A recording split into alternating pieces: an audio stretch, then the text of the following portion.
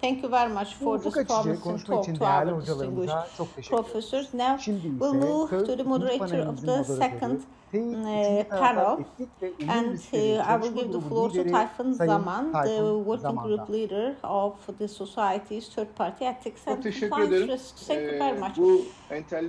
Actually, after this nice lecture full of intellectuals, once again back to our agenda as the compliance.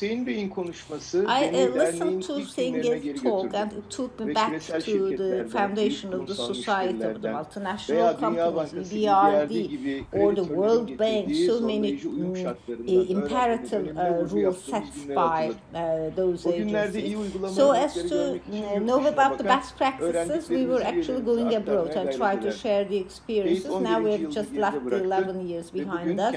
Now we have our own internal dynamics, and at the same time several compliance programs can well be designed, and we are all together with some Turkish companies that are very good at compliance, and from like in America, Canada, Germany, as you all know, these are the markets with very strict rules of compliance. And we have again an important corporate, and also at the same time the highest public company in the stock exchange from Mavi Jeans, the law and compliance director Tuba Pekin is with us.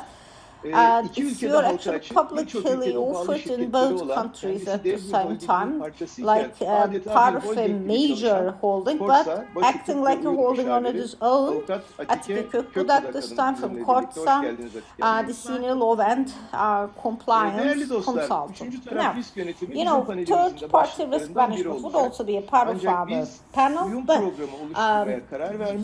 but especially for the companies that have decided to have a compliance program, but we're at the baby steps especially.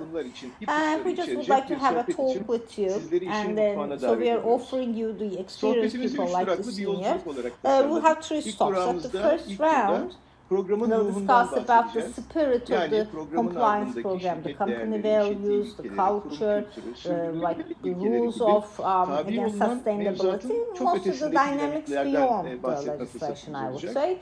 At the second stop, at the second round, moving towards the mechanics of the compliance program, especially the operational risk management for the mid and the senior managers, what they are doing, how they are going to culture to the company. And at the third stop this time, third round, we will move to your relations with your third parties, and especially in the field of risk management, what you're doing there, what you're doing to deploy it to your third parties. From the distinguished panelists, we'll listen to that. I don't want to take too much of your time, and let's give the first floor to Tuba. Mavi Jeans. What is the spirit of the compliance program? What are the underlying conditions? What are the rules of sustainability for you? Let's start. Thank you very much for your nice introductory words. Hope it will be a nice panel for all of us. Mavi Jeans, speaking about Mavi Jeans, actually, quite actually young company, and compared to the level that Mavi reached, I would say, quite fast advancing and developing company, and adopted very easily, I would say. In 1996 started as a family company, then in 2008 started a fund, and the fund acquired 51% of the company, and then just like the other similar funds, they exited. But they exited not only by selling the company to others, let's come together and let's go public. At the end of 8 months, if I'm not mistaken, after Pegasus, I mean 4 or 5 years after Pegasus, again public in the stock exchange. After Pegasus, at quite a high rate, as you mentioned, 73% is publicly owned. As you well, no, it's quoted in the stock exchange. So first family run, then to the run by a fund, and then back by the family as well. And there are 6 members of the executive board of Mavi Jeans, and 50%, I would say, are selected by our shareholders, and then 3 by the others. For example, even if the family with the highest share of the company says no, if the others are saying yes, then yes is considered as the vote. I mean, they even, for example, can say no to our articles of association. What I'm trying to say is that we actually had a great communication. Communication discussed a lot in this panel. Communication, transparency is so important. Sharing everything immediately. And of course, we are a publicly quoted company, so and I can say these are in particular, I would say, the international companies, and we have to obey some of the rules because we are at the Istanbul Stock Exchange, but it is not the only thing. Everything that we're doing, all our plans and everything done together with the analysts, and we share everything together. If we fail to do so, otherwise we actually will not be transparent. We also learn a lot from them. Our General Assembly meetings and everything at the same time, so transparent as we're quoted on the stock exchange. So that's how we approach. Compliance process, looking at the compliance stuff, of course, after being quoted, we started it actually in 2017, I would say, and we are actually, it's great that we are a part of again, society. We joined so many panels and all, and we try to integrate so many different people from different departments into this process. But at the same time, we have a compliance program. We have our own compliance department. Our law team is a part of the compliance program. It's the 6th year, and we still continue to develop ourselves and try to understand how better we can do it, how better we can do things. And the analysts and the investors told us that it's okay, great, you have a compliance program, but we would like to see a member of the executive board that's a part of it. Appoint someone. And how is it going to be possible? I mean, we thought maybe the entire executive board must be in charge of compliance. No, we just wanted to see a spokesperson. And they asked us to establish a committee, compliance committee. We identify the working conditions. It is revised every year. I mean, the activities of the law and the compliance departments at the same time approved by the executive board. And we just try to improve ourselves. 3 years ago, this time comes Sustainability Committee. We established a Sustainability Committee. We also appointed another member of the Executive Board to be in charge of it. And our head of the Executive Committee is at the same time one of the shareholders, which is a good thing. At the same time, an independent member is a part of this. With the rights of the related parties are better reflected, and so as to avoid any negative impact on this, having an independent member is much better. As you all know, in particular, these are the things that are discussed a lot.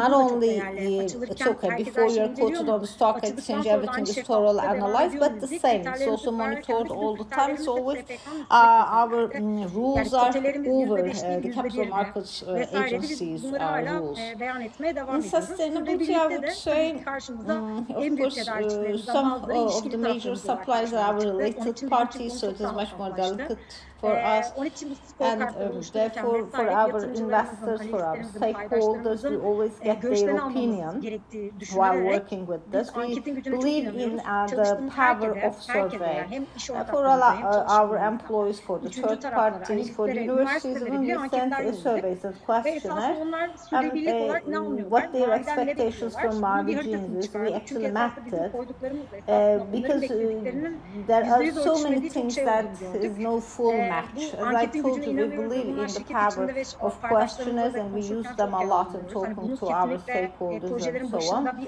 Of course, we always wish to have a solution partner in all our works, but once you have such surveys and questionnaires, it's also much more transparent for the executive board as well. And then for compliance, what else? Even there are some things that you miss from time to time. There's diversity and inclusion. Initially, we started at the executive board. As I told you, 3 of the members are independent, and we have 33% of women membership. 3 members of the executive board are totally from a different industry. 1 at the marketing department, marketing director of a very major multinational company. So diversity is so important to us also. Catering companies, the CFO of another major catering company at the same time as the independent member of our executive board. What is important is actually to recruit very successful people and include them in our executive board. Try to be much more inclusive. That's the policy that we have. And this is also something inclusive, to have an inclusive and diverse executive board, which is something important. And we can observe all the positive implications of this step by step. That's how we observe it. And at the very first establishment, as you all know, that is the rush of the Turkish people. Tuba, I have to interrupt you if you allow me, because at the second round you will actually have the chance to discuss more about your experience. So let's leave it to the second round. But for the first round, maybe just to sum up what you mentioned independence is so important. You have actually touched upon good governance, and especially in places where there is poor governance, not possible to talk about compliance, especially compliance programs should always be backed by the senior management. The other thing is the international investors and the corporate investors that you mentioned. So you're saying that your compliance program is also very helpful so as to attract foreign investors. Thank you very much. If you allow me, I will move to Atike. Let's also ask Atike about the spirit of the compliance program of KORDSA. Then we will get into the details about your specific experience. Thank you. Yes, please, Atike. Hello.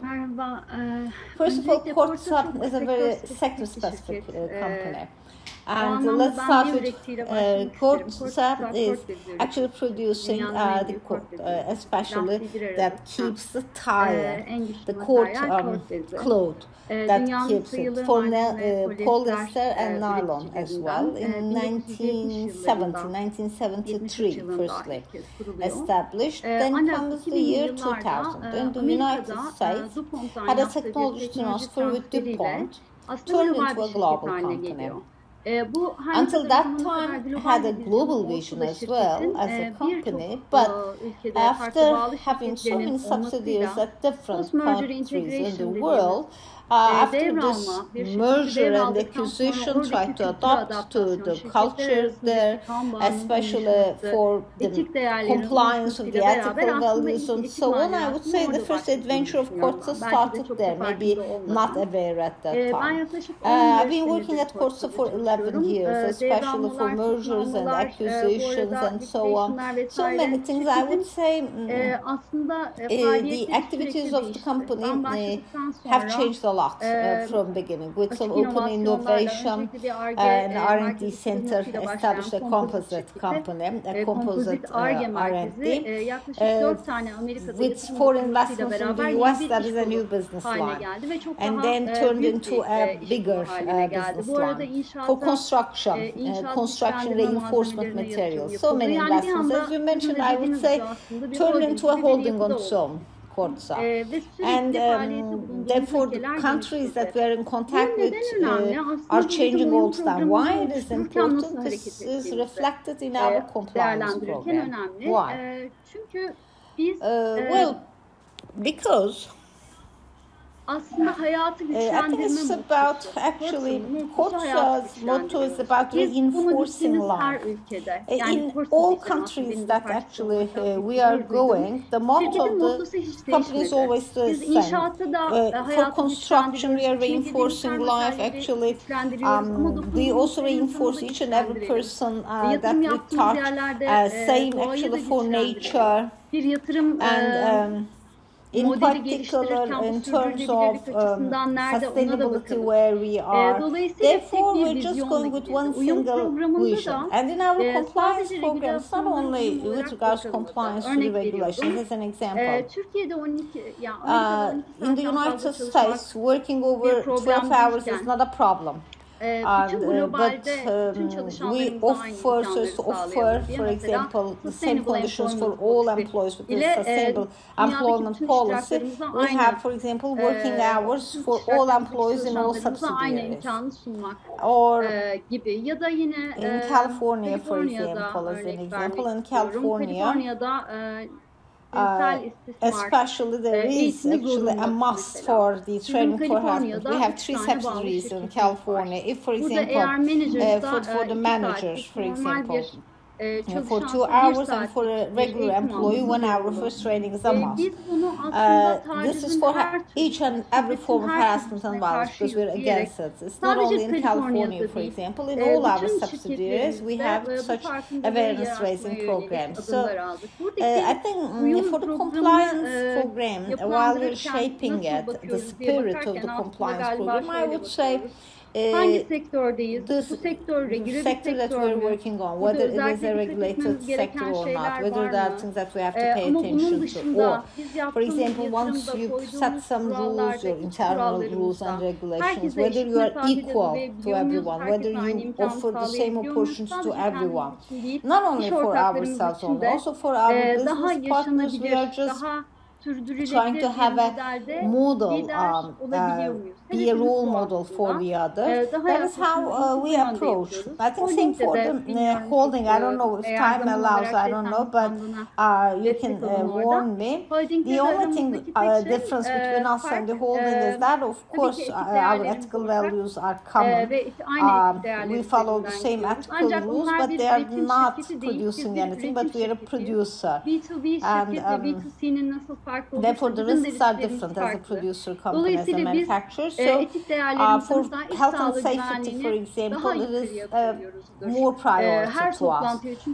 Because before financial meeting, for example, it's all about health and safety at work. So, maybe if you're not a producing company, maybe the priority would be different. Or the risks, for example, the personal protection law risk is maybe low, but not the case for another holding company. So for our compliance program, I would say it's specific to that specific company. That's how actually we structured our program. Thank you. Just to wrap up what you mentioned so far. Dikkatimi çeken şu oldu. You are acting in several different geographies, therefore you are subject to different pieces of legislation. As a best practice, what you're doing is that you have a certain level of standards to, for example, compliance. If, for example, your company standard is better than the local regulation, follow your own. If the local regulation is much better, then follow the local regulation. But I understand that you apply all the regulation likewise everywhere. In particular, of course, for ethical and for human dignity, in even such a sensitive topic, for example, you follow the same rules in all your subsidiaries, in all territories with your footprint on, so you raise the standards and the bars of that specific country, which is a nice thing, I would say. The other thing that you mentioned is that at the spirit of compliance is all about the raison d'être of your company. That is the motto of the company. in particular in your investments, in your financials, in your relations with the customer, in your compliance program. This is at the core, that motto is, which is also good to have a full integrity with all the holding companies. Therefore, the message would be conveyed to all stakeholders by this way. Thank you very much. In both countries, we understand the spirit of the compliance program. Let's move to the dynamics and the mechanics, in particular the regulations that you are subject to, and even maybe have about the compliance of culture within among your own employees that are subject to the same regulation. As you all know, we're always saying that the top management should own this process. This is what we are saying. But how about those in the middle, from top to bottom, especially the mid-level managers? What you think, what type of a program that you offer to them, and how you actually deploy it to the others?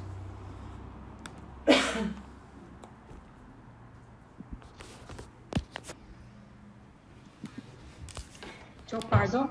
It's all about educating people. I think it's our most important power, strength. Now we're able to provide 50% more training than before the pandemic. And it's just our team. We have some dedicated compliance officers, and of course we have a big customer data, and it's a risky field for us. In this respect, all the departments are using this data. Mavi.com is going through a lot of data, and data protection is an extreme concern for us in that platform. So as to make sure that the customers do some online shopping really with no concerns. A dedicated team is working, and we have appointed some compliance ambassadors, and with the lawyers they started working. And as Atike said, every company has different and specific compliance risks, ethical violations. For instance, human resources department is making a lot of work into mobbing, working conditions, these kind of things. And then we decided that in the HR department we need some dedicated compliance ambassadors as well. They should just tell us and be properly educated as to what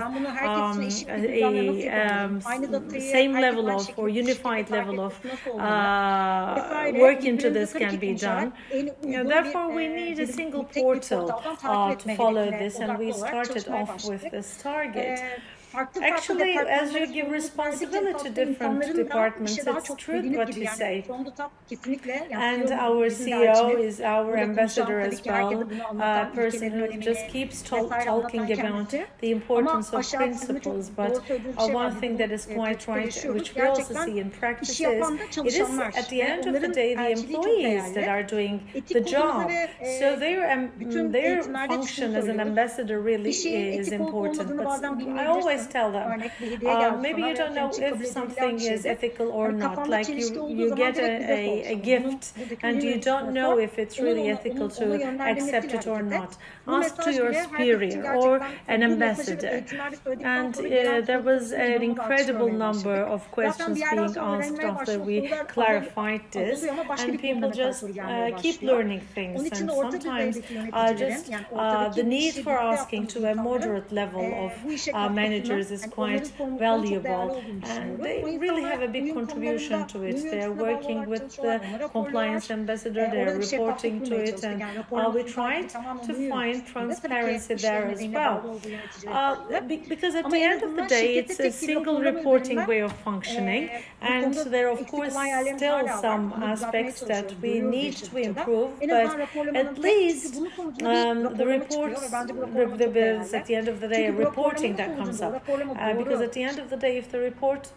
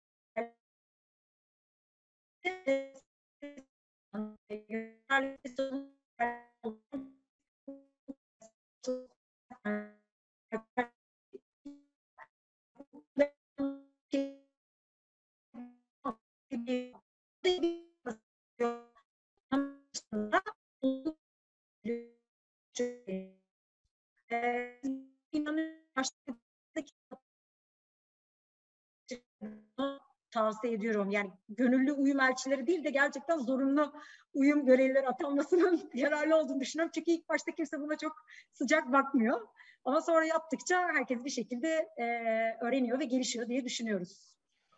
Çok teşekkürler. Çok değerli. Thank you very much for sharing with us your experiences. The leaders of the compliance departments in the companies or the compliance officers do not yet have a specific experience on that. Like, for instance, they are coming from other professions, and you are lawyers. Most of us are different professions, like accountants. So we have a background, each of us, and we have a specific field of expertise, but the correctly positioned compliance officer aims at orchestrating people. You're playing the piano, and there is the violinist, but the company is like a big orchestra, and you are in the position of a maestro for that orchestra. Therefore, the department leaders must fulfill their tasks properly so that the risk management profile of the company is harmonious. At the end of the day, the compliance priorities need to be injected properly to all the departments simultaneously.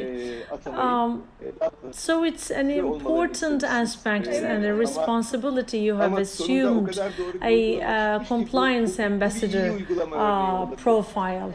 And I think the compliance policy also helps, because there you need to write down the tasks and liabilities of everyone. Only if you can orchestrate this process well, and only if you can explain it correctly to your people, everybody will have a proper execution. In good practice, for instance, for many people, there can be, question marks in their minds. Why would they ask it? Why would they want me to do it? But if you explain with examples, it really helps, and we believe that really educating your people helps. If I remember correctly, in the first panel, Atike emphasized that as well. If you endeavor to manage the risks and explain people why you want to manage the risks, there would be no resistance. And one thing that caught my attention in what you've said, compliance is about keeping your eyes and ears open all times, and the ideal way of working has always become a tradition. If you come across with a dilemma, the first person that I need to consult with must be the compliance officer. So if this culture really settles in a given company, all the dilemmas at the point of decision making would be avoided, and as much as possible, correct decisions will be made. Now, today we are speaking about relations with third parties. Some companies, in their relations with the suppliers and dealers or customers, want to also concentrate on this as a priority. And now, from your perspective, in relations with the suppliers, and we can regard this relationship as you can also outsource your business from others, but not risks, you know. So as to avoid these risks, what kind of systems do you have in place in your companies? I'm running fast, but I forgot to give floor to Mrs. Kökbudak. Sorry for that. I am an experienced moderator, but how can I forget? Going back to the second round, I also want to ask you the dynamics and your perspective for education. What have you been doing for spreading this understanding in your corporation? And it happened because you're an experienced moderator. I had a disconnection just on the way, so I managed to come back. Thank you very much for welcoming me back again. To make the compliance culture more widespread, what have we done? Yes, compliance is not as a known subject as general law. Is it only the responsibility or the job of the lawyers? Actually, we had hard time explaining to our people what the job of the compliance officers must be. We thought that for many years we have a very well-regulated compliance policy, but we talked to people in the United States, and then we realized that to have a global perspective in the compliance policy, it wouldn't be possible for you to think outside the general laws of a particular country. The policies or the corporate companies must be subject to the parent company's policy evolution as well. So it's a dynamic process. It keeps evolving. What kind of rules there are there? And is it really too much if you do too much? Like for instance in aviation and defense industries, for instance, rubber is used, but the rubber reinforcement is not a very critical technology in the center of the technology transfer. Therefore, when checking with the compliance programs, the first thing that we need to look at is which part of compliance would it fall, and whose best knowledge would be possible there. And we need to have a good understanding, because I need to consult with the person who is knowledgeable with technology, and I need to ask that person what kind of limitations we might be facing if we're sending a given product to a given country, or if we're discussing from the perspective of competition. I need to consult with the procurement officer, or if I'm speaking about human rights, I must also consult it with our HR department, because otherwise I wouldn't have a very well or dedicated way of complying in this respect. Therefore, we're speaking about an integral approach. We're only leaders. It's like a pool that we're leading things into, and there the correct knowledge would be accumulated. If necessary, there would be the need for updating ourselves, and we never regard compliance as a sole business of a dedicated department. Therefore, even when we are writing down competition policies, when we are giving training to our people, we always consider compliance a part of this process, because if we are getting in contact with a different country, we might be facing different regulations as well. So this is not the job of a single person, and it's not possible for that to be so. The more we all are involved within the corporate culture, the better it would function. Thank you very much. Well then, those who are to make a new design or to write down from scratch their compliance policies, bundan sonraki gelişimini planlayan Haziran'a we may also say after this talk, as a very good summary, if you would design compliance in isolation from the business processes, you would mistake. You would just be, you would fail. I always consider this as the functioning of a brake in a car, but brake in a race car. You need the brake not to stop, but to go faster. So if you consider compliance from this angle, if you were to design compliance with the department leaders, your life would be easier. Otherwise, it would end up with a poorly defined compliance where it stands there to hinder people from doing business because of the bureaucracy that entails with it. So it would mean that you have a poorly designed program, and it would be about time to redesign everything.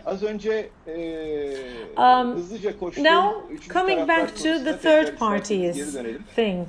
You have a very good corporate culture, really makes sense, and at the same time the culture makes it possible for you to have an effective way of doing business. It then also incorporates internal legislation, but how would you reflect it to third parties?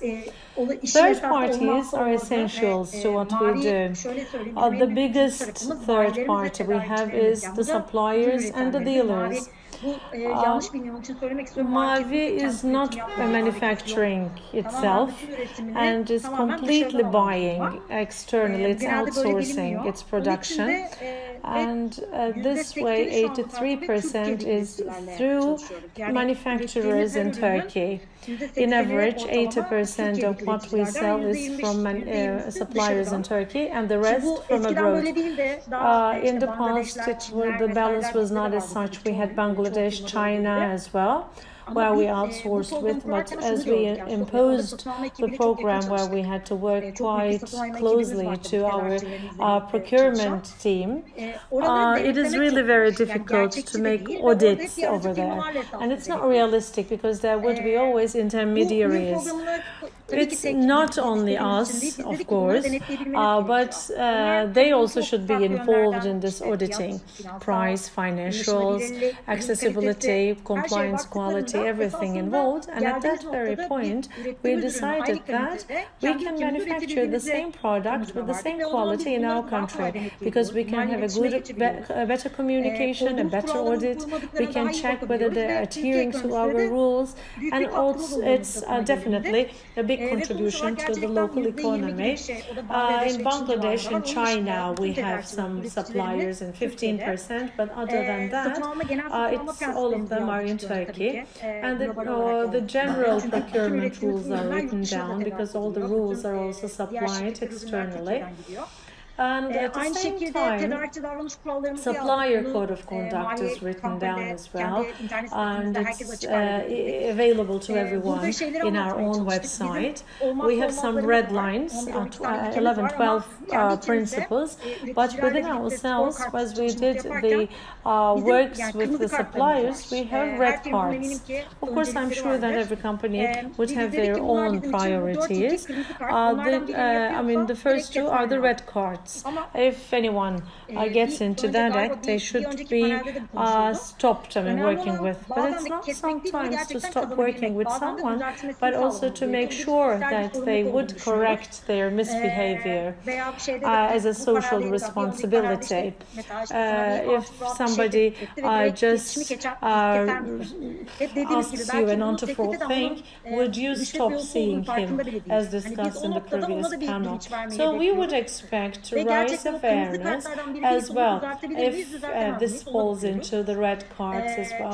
The biggest target we have is to share our suppliers to everyone on our website.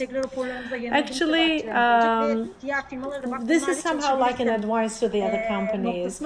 These are reputable companies and you can work with them as well. It's really a big target for all of us. I think it's worth working on.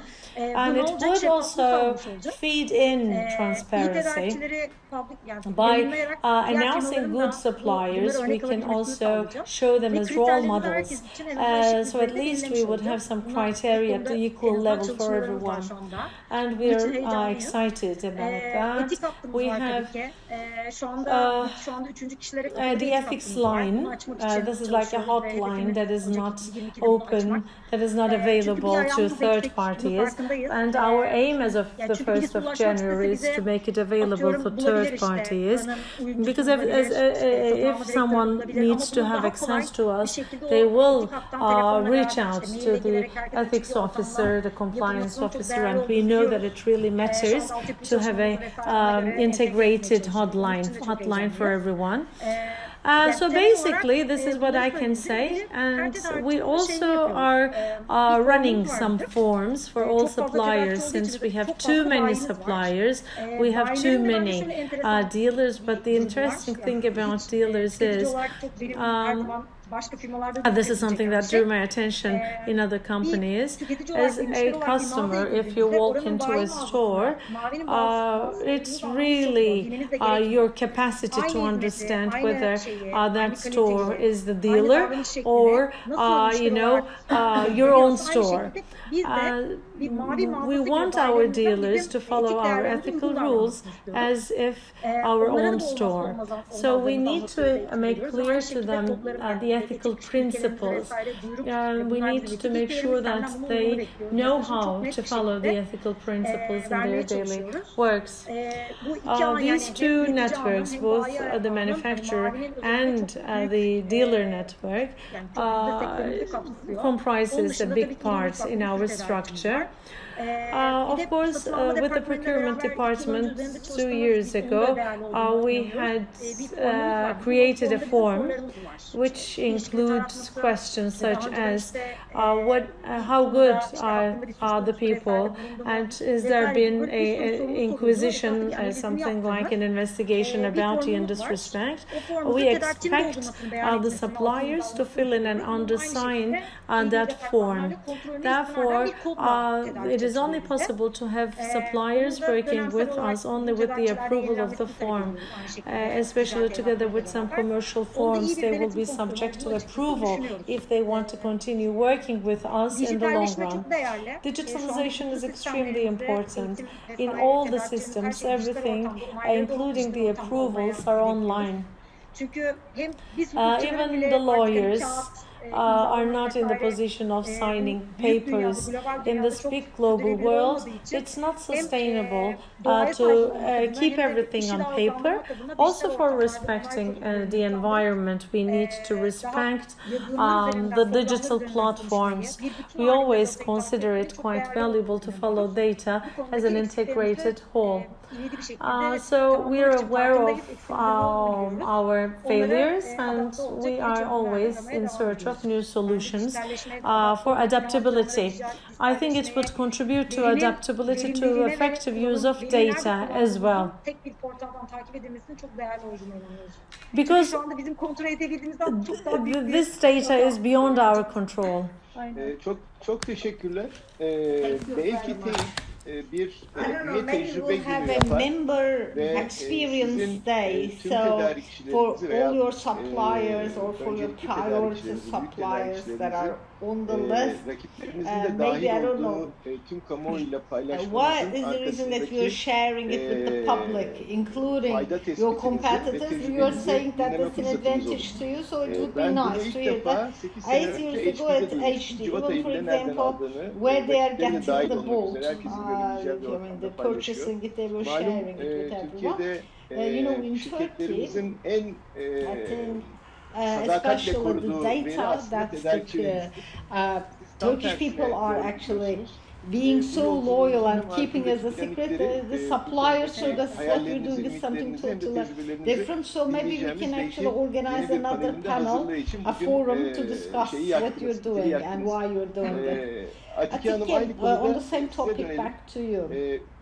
And of course we are speaking about all our third parties in here. As a culture of KORDSA, so what you're doing it, so they got KORDSA's culture. Actually, Tuba summarized it so well. I'm not sure if there is anything more to add on the top of this, but maybe I can give you another example why. Because I think we are a leader at that aspect. We are different, something different. As for the contracts, the supplier audit and so on, we are also doing our best, but we thought what we can do any further. We had an R&D project, and especially for reinforcing the rubber used in the tires, there are certain chemicals that are used, and just eliminating the use of these chemicals for the entire industry, and quite a challenging project that our R&D team worked for many years, and it succeeded. Actually, it helped the world to be better for the future of the environment, and we shared it with Continental, the patent at that time. It doesn't matter that we invented it. I mean, also the tire manufacturers should be using it if you would like to protect the environment. So we started a joint development project together, and it resulted in perfectly well. Two companies, how well attached they are to the ethical values. It's all about first human, first environment. And for the first time ever in the world, we actually had such a joint patent and royalty-free patent, by the way, which is so important for compliance. I am free of charge transferring the technology, asking the competitors as well. You can use this as well. So this shows how big compliance is, if you're asking me. And both companies, I mean, we're not at the point of making profit in here. We just wanted also the competitors to be on our side on that. And we concluded with another patent company in Germany. We gave technology as well. We're at the same time, we're at the same level with our competitors. For 20 years, we'll be together with them. If you're asking me, once we set third party, what you can do, so the third party will be also at your same level. I think this is the project that I was so proud of to be a part of. And just like the time of war, if I remember it well, the royalty-free patent, giving royalty-free patent, and I mean they also were at that time. So ethical values, I would say, this is how they are reflected on the third parties. Well, transparency and ethicals, if you're asking me into three items, you already mentioned. The first thing is that you have an invention, you spend a lot of time, money, and effort, and then share your intellectual existence. And the other thing is for raising your capacity, and you're sharing the suppliers with the competitors, with the market. The third one, I cannot remember any third one, and maybe in another panel such good ideas would come up. So we'll find the third together. We have very little time left, and there are two nice questions, three nice practical questions. I'd like to ask the questions together jointly and get your idea on this. Especially when we think the family corporation, especially when they turn into a professional corporation. What are your hints you would like to share with us in particular for a compliance program, the role of compliance program in family businesses? And the second question, I would say, as interesting as this one, etik iş yapmanın şirketlere kısa vadede ne gibi bir katkı sağladığını düşünüyorsunuz? Üst yönetim bu konuda nasıl ikna edilir diye soruyor. Şimdi sizlerin tecrübesini ben biliyorum ki üst yönetimi ikna etmek zorunda kaldığınız bir ortamda yaşamıyorsunuz. Ancak bu da piyasamızın bir gerçeği. Bu bakımdan gelin bu iki soruya birlikte cevap arayalım.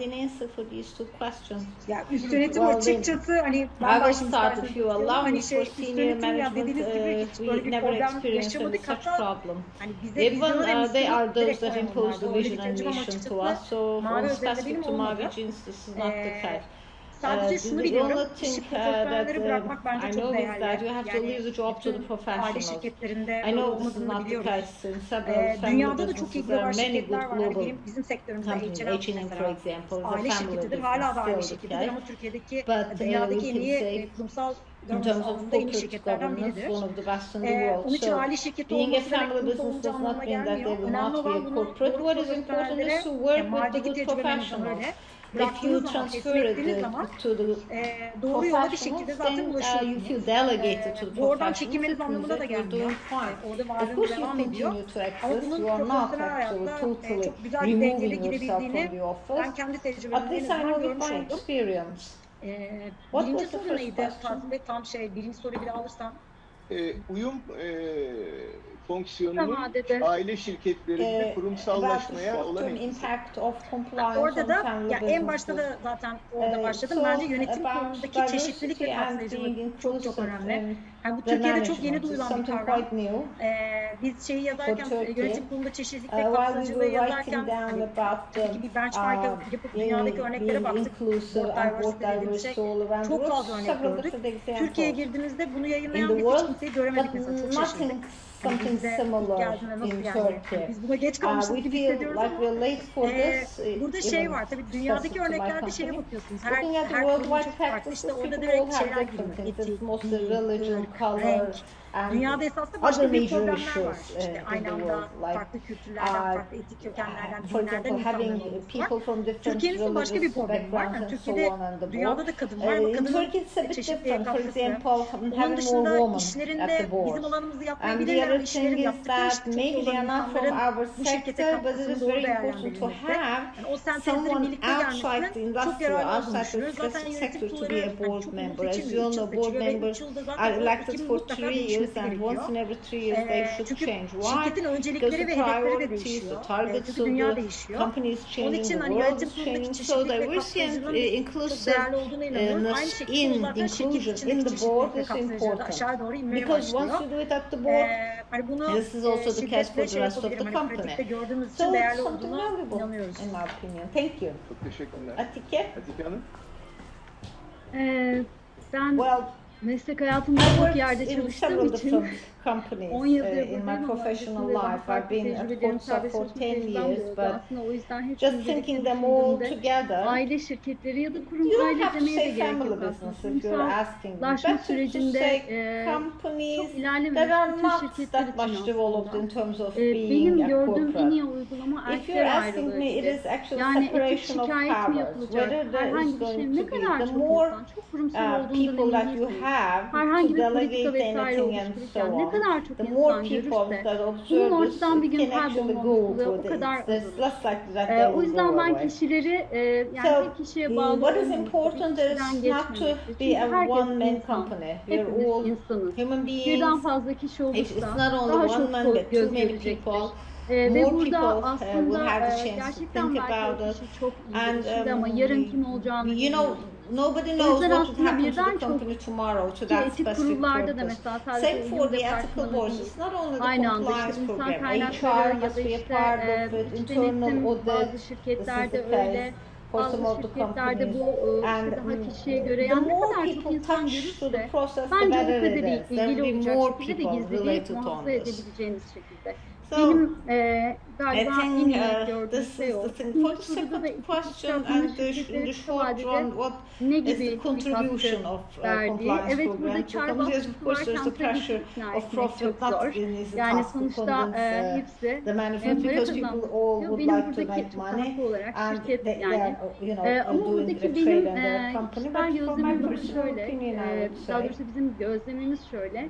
quality documents aslında uluslararası iş yapan şirketler için söylüyorum. Kalite dokümanı diye gelen dokümanlarda çoğunlukla aslında spesifikasyonlar vesaire olduğunu düşünülüyor. Bu bazen bu departmanlara gitmiyor. Oysa ki bunun içerisinde şirketin insan haklarına saygı olması ile ilgili zorunluluklar var. İçerisinde işte rüşvet ve yolsuzlukla mücadele edilmesinden bekledikleri var. Yani Avrupa'da ve Amerika'da iş yapabilmeleri için artık zaten bunları kısa vadeli derken bunlar çok immediate. 2021'de Almanya'da mesela tedarik için şu an bu mevzuat yayınlandı. Avrupa Birliği'nde yayınlandı. Bugün Türkiye'de çok gündem değil. Bu en çok 2 yılı var. Dolayısıyla biz ikna etmek durumunda olsaydık ben galiba şuradan başlardım. Şimdiye kadar bu belki bir seçimdi ama artık çok da değil. Hazır olmamız lazım. Çünkü artık herkes zaten bir doğru olmazsak burada yol alamayacağız. Lokal bir şirket olarak yapacağız ve dünyaya açılamayacağız. Galiba ben iktidarın sayesinde olsam böyle başlardım.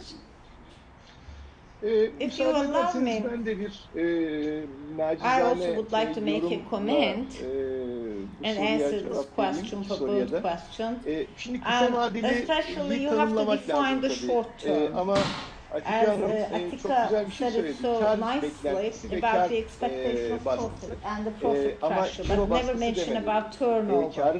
For the profit to emerge, it is important that you actually should have less expenses. For a compliance program, once ethics is also engaged on this, or anti-corruption, some of the topics about the responsibility of the company, the managers or the boss would say bir risk yönetimi disiplini gibi geliyor.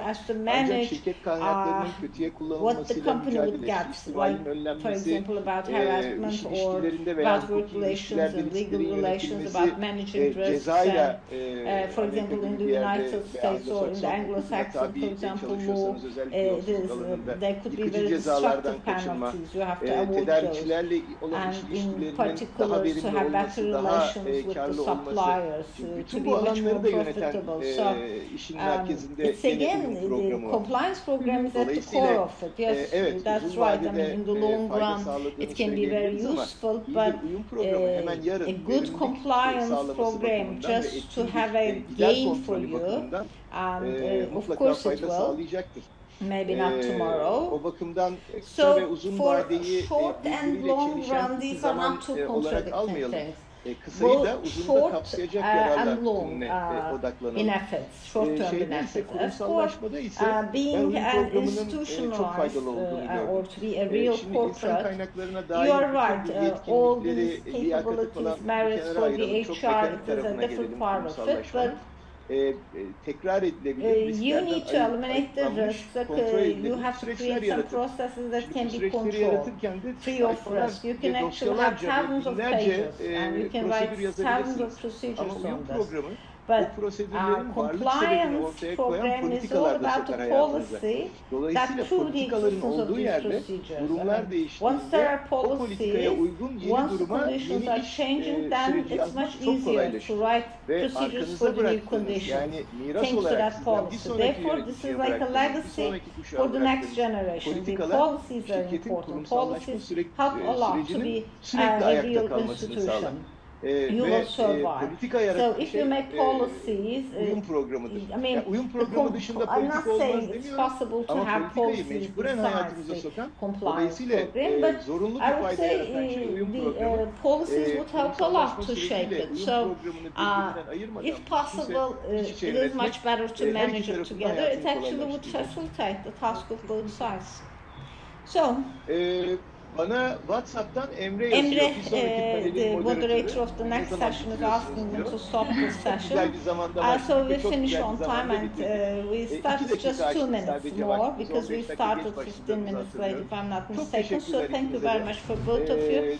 As I told you, especially for those who are writing their new compliance programs, and so it's been quite an inspiring panel. Hope this is also the same for the others who are listening to us. So once again, thank you very much. Now we'll move to the next